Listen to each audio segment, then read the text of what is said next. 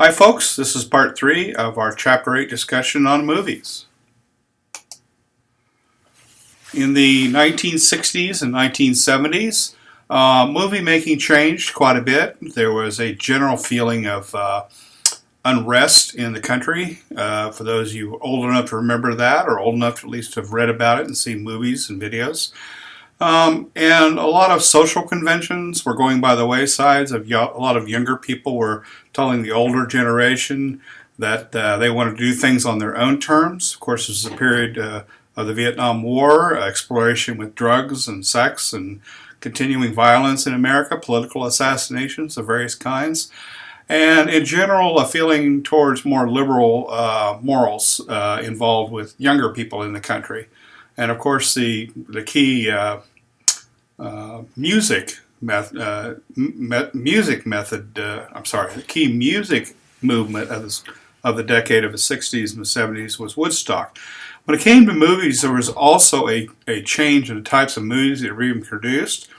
It started back in 1967. Actually, it's hard to pinpoint, and these are only a few examples of these types of films that were made in the 60s and 70s. Some of the better known ones, Bonnie and Clyde, which I've mentioned before, it was an extremely violent movie and was shocking to a lot of audiences at the time. 1968, a blockbuster movie came out called 2001: A Space Odyssey, which portrayed how man might live in space at a time when there's a computer program called HAL controlling his environment and his decisions. And it's an interesting film because it shows how in the sterile environment of space, without contact with other human beings, the key astronaut in the movie kind of slowly goes insane, and the computer trying to protect him slowly goes insane too. It's sort of a man versus machine thing that reflects the growth of technology in our country and how it could hurt us as well as help us. 1969, a Western called The Wild Bunch came out. Extremely influential film because it, sorry, I'm getting a little tired. Extremely influential film because it showed violence, again, on an unprecedented scale. It started a lot of famous actors who have been in movies for years but finally were let loose to portray various themes of violence and debauchery. 1969 came out the film also Easy Rider. There's a copy on the right there, a picture of the 40th anniversary kind of a thing, a cleaned up graphic from the original film. And it showed three fairly famous actors and directors at the time. Peter Fonda, who, if you don't know him as an actor or director, he was married to Jane Fonda. Dennis Hopper, who was the guy in the cowboy hat there on the left, and just kind of playing a general, ruffian kind of free spirit sort of guy. And you can't see him, but tucked on the back there is Jack Nicholson. And many of you, of course, know a lot of his film work, a lot of his movies throughout several decades.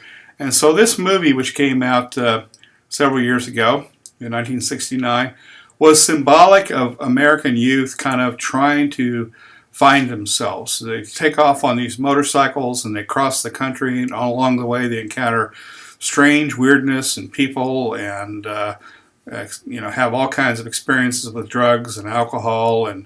But there's some quiet introspective moments where they wonder about the purpose of life and talk about that. And it's kind of the symbolic film that shows Americans in general and youth in particular in that era kind of searching for what their generation means and what life means.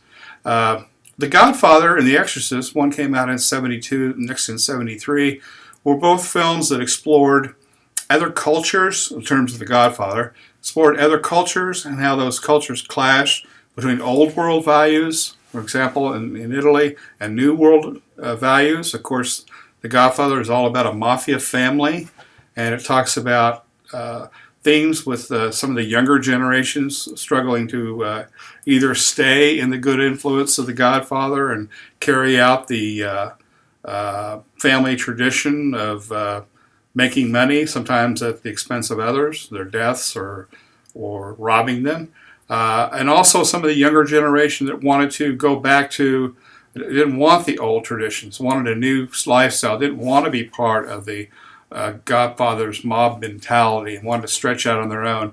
And the movie also spawned some follow-ups and was very influential in opening discussions about race relations, about what kind of roles that people should have in society, what people sometimes roles people are forced into that don't have a choice.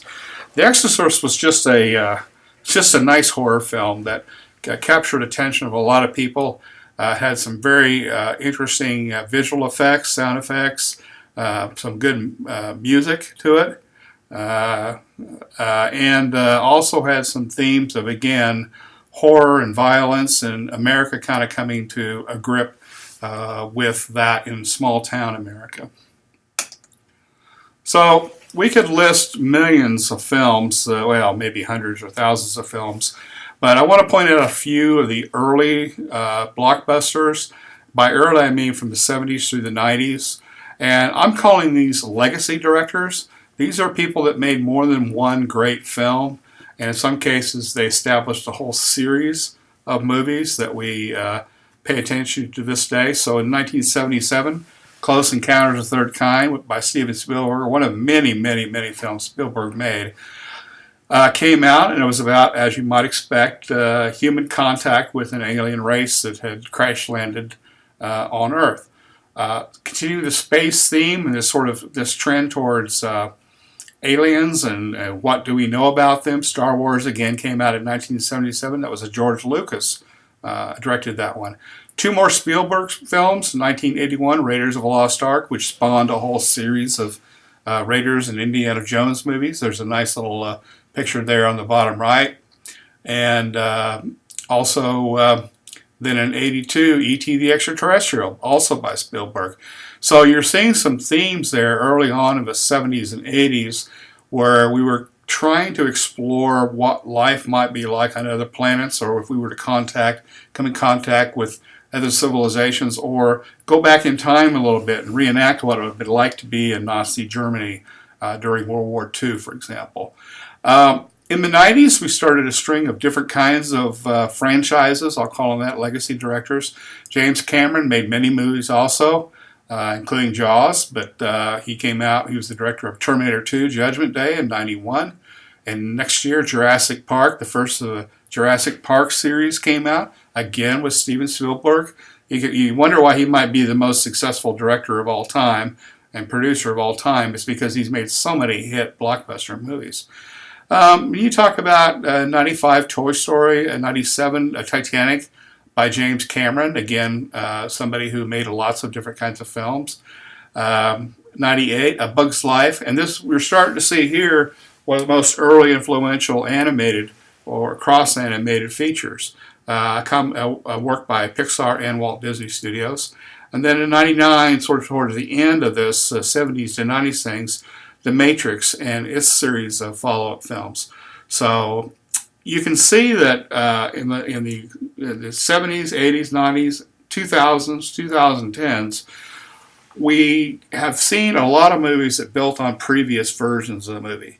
Once something becomes a success in a known quantity, and we know that people that go to movies, we like it, we'll tend to go back for the second or third or fourth time. Now, there's been some other really notable films in there I could have listed, like the Rocky series, and some of those are more successful than others. But one of the things Americans seem to like is building on this trend of finding a successful format.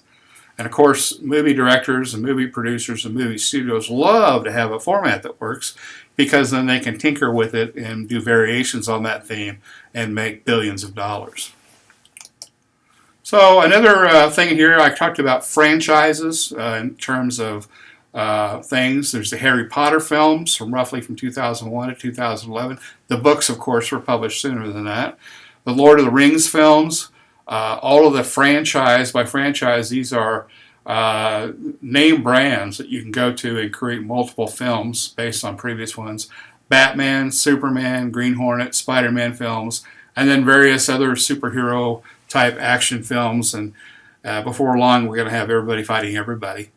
And of course, you see there a nice picture of an early Harry Potter still, and then various incarnations of Spider-Man over the years. A little bit about the movie business itself.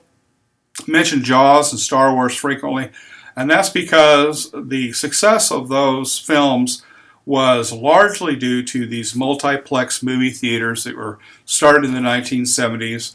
And the difference between a movie palace or a standalone movie theater, which is kind of unusual these days, was that people suddenly figured out they could buy land out in the suburbs and build these theaters that showed 3 or 4 films, or in some cases, in some parts of this country, 20 or 30 films at the same time, studios. And so because it became much more films, we wouldn't have to worry about 1 or 2 showings a day. You could go see a film 4 or 5 or 10 times a day, different times in different theaters within the same complex of theaters. Then it became easier for those blockbusters to get attention, and the more tickets were sold, the more money was made, and again, financed later movies. So that was one of the strategies devised by studios to create these future blockbusters. We'll talk more about that in a minute. In general, and this is really a general statement, the studios need at least 2 or 3, or nowadays you might say 4 or 5, major hits each year to offset the costs of the other films they make, and of course to make a profit, but also to pay for some other films that maybe don't turn a profit or only break even. So to make a profit plus to finance more than just 2 or 3 or 4 or 5 films a year, some of these movies need to be blockbusters, major hits. It's a startling fact, but 80 to 90% of all films fail at the box office. That means they don't make money. They may have a lot of customers and the prices are too low so they don't make money, but more likely they just don't have enough customers. And so in the black and white world of movie studios, that's considered a failure. That also includes, however, a lot of independent films that are made by 1 or 2 or 3 people or a small group of investors, a dozen investors, that may not get widespread release. It may play at a film festival or something and never makes any money. So that figure is somewhat inflated because of the activity of independent film producers. More about financing movies. The cost of financing a movie, and we'll talk more about who actually finances movies, is split about 50-50 between the movie house, i.e. Bill Warren, and the distributor, which is one of these studios or some other major distributor. As you might suspect, concessions are money makers, at least a 60%, if not more, markup on candy sales and things like that. This is why people go to grocery stores or Walgreens and buy the cheap snacks and stick them in their coat pockets to come in, or even beverages to come in, because the markup is so high on concessions. That also helps individual movie houses make a profit. And I'm looking at this thing there, and my favorite snacks are not down there. I do like Nestle Raisinets, but I prefer other things. I like the Junior Mints. So major studios, and we're talking about those 6 major studios that we talked about in the chapter, primarily finance movies with profits from earlier movies. So it's sort of a building effect. If you have 4 or 5 blockbusters a year, that pays for next year's 4 or 5 blockbusters plus. But most movies are made by independent producers, one of these 4 groups, in big investor groups, in other words, a bunch of people that are rich getting together and deciding to invest. Corporations, which is becoming increasingly popular for a corporation to finance most or all of a movie, or independent crowdsourcing. This is true of local films. In Wichita, for example, there's a fairly thriving filmmaking industry, and a lot of those movies, including a couple that I know are in production now, get their money simply by asking people to give them a little bit of money. There's an example on the bottom right there of FunFlix. In other words, that's a site that you go to help finance a local or independent movie. I also posted a graphic for SXSW South by Southwest. It is a huge interactive music and film festival held every year in Austin. And a lot of times people who are investing or thinking about investing in movies will go and see movies that are being shown there and hope to get in on the ground floor of the next big thing. Obviously, most film festivals, whether it's the Austin Film Festival or the Cannes Film Festival in France, or any of those, are also prime places where Distributors go looking for deals with investors. They go looking for deals with movie makers. So the part of independent crowdsourcing or independent groups or investor groups, that's growing larger, even though the major studios still play a big role in producing movies. So the classic joke is that 25 dentists get together because they've made a lot of money. They decide they want to invest it. And so they go in together to invest in a movie, and it either makes it or breaks it. The truth is, most of the time, those kind of investments fail. But there's always that one chance that you'll make a successful cult film or a successful film that breaks into the Hollywood ranks and makes real money. Another thing that obviously happens is that almost all movies rely on music or toy or other merchandising tie-ins. The key word there is tie-ins to make a profit. So there's a nice little stuffed Ratatouille little Chef Remy play toy, and then there's a Stormtrooper or Snowtrooper is what they call it here, Star Wars action figure, and a huge chunk of revenue is raised that goes back to the people, the studios and other people that license this official merchandise, and they make a lot of money that way. Another way that movies make money is from aftermarkets, going to HBO, Cinemax, Showtime, Hulu, Netflix, video releases, lots of other digital means. 3/4 of all movies are made for TV or rapidly go to TV. They're either not good enough for a theatrical release or they were intended for TV all along. And the foreign release of U.S. movies is extremely profitable. And one of the things you see there on the far right is an ad for The Simpsons movie that came out several years ago, 2007, I believe. And I've forgotten what language that's in, but if you know, let me know. Well, that's it, folks. That's the end of part 3 of chapter 8. I think this one's a little shorter than the 2 previous chapters. I really appreciate your patience and the time you spent listening to this, and I hope that this will help you later on when you take your first test. I'll talk to you later.